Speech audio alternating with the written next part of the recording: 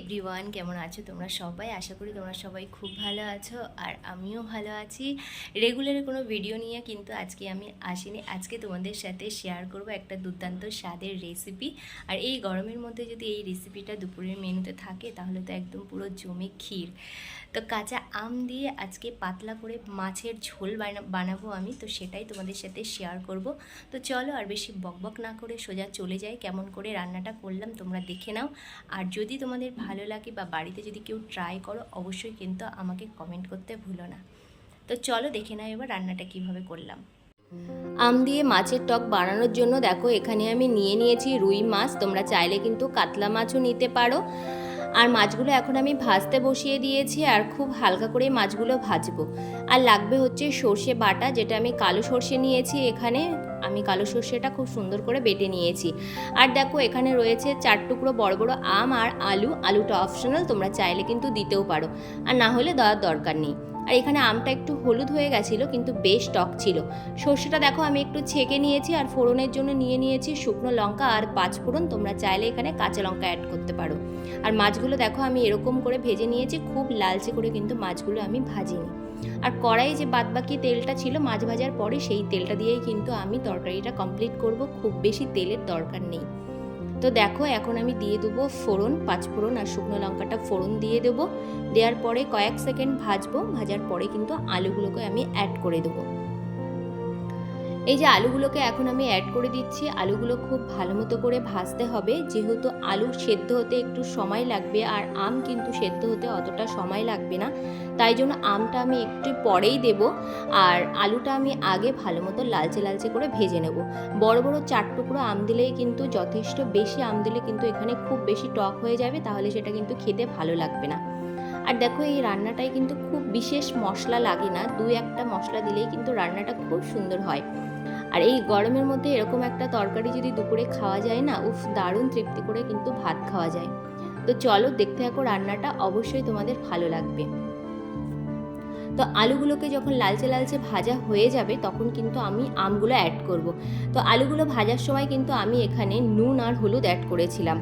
দেখো আলুগুলো কিন্তু আমার লালচে করে ভাজা হয়ে গেছে, এবার কিন্তু আমি আমগুলো দিয়ে দেবো। আর হ্যাঁ, অবশ্যই কিন্তু আমগুলো তোমরা খোসা সমেত দেবে, তাহলে আম একদম গলে তরকারির সাথে মিশেও যাবে না এবং গোটা গোটাও থাকবে, খেতেও ভালো লাগবে।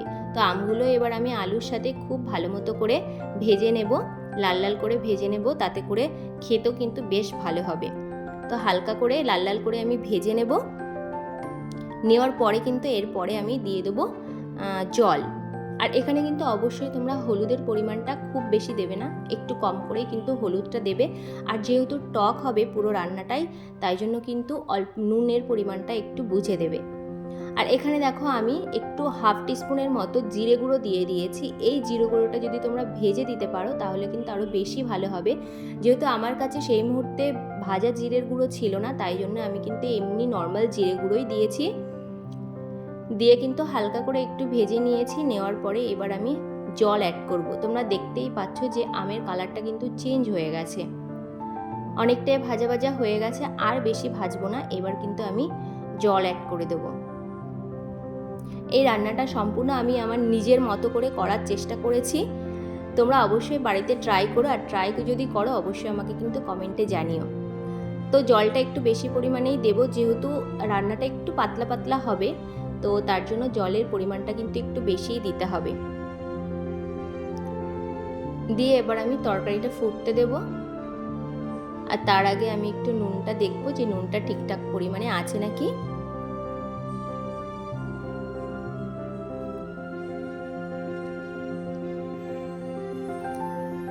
তো দেখো তরকারি আমার অনেকটাই হয়ে এসেছে, আলুও সেদ্ধ হয়ে গেছে।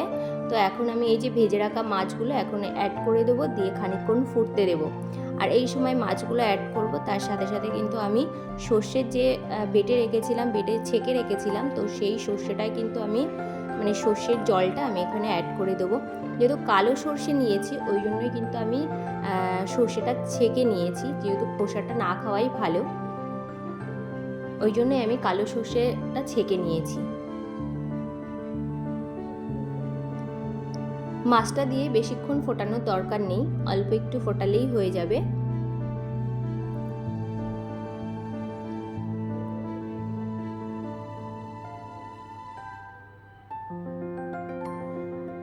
দেখছো আলুটা কিন্তু অনেকটাই সেদ্ধ হয়ে এসেছে। আর 2-3 মিনিটের মতো ফোটাবো, ফুটিয়েই নামিয়ে দেবো। তার মধ্যে সর্ষেটাও অ্যাড করে দেবো। আর সর্ষে দিয়ে বেশি ফোটানোর দরকার নেই, আবার তেতও হয়ে যেতে পারে, তাই জন্য অল্প একটু ফুটিয়েই নামিয়ে দেওয়াটাই ভালো।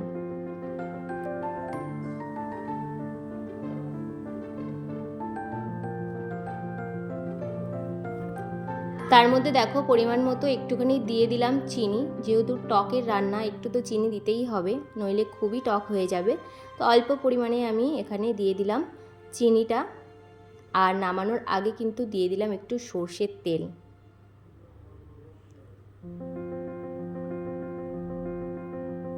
যে মাছ খেতে চায় না সেও কিন্তু এই তরকারিটা খেলে একবার মাছ খেতে চাইবে। তো দেখো রান্না কিন্তু আমার কমপ্লিট হয়ে গেছে, এবার কিন্তু আমি নামিয়ে নেব। তোমরা কিন্তু অবশ্যই কমেন্ট করে জানিও যে আমার রান্নাটা কেমন লাগলো। আর আমার চ্যানেলটাকে প্লিজ সাবস্ক্রাইব করো, লাইক করো, কমেন্ট করো। দেখা হবে নতুন ভিডিওতে।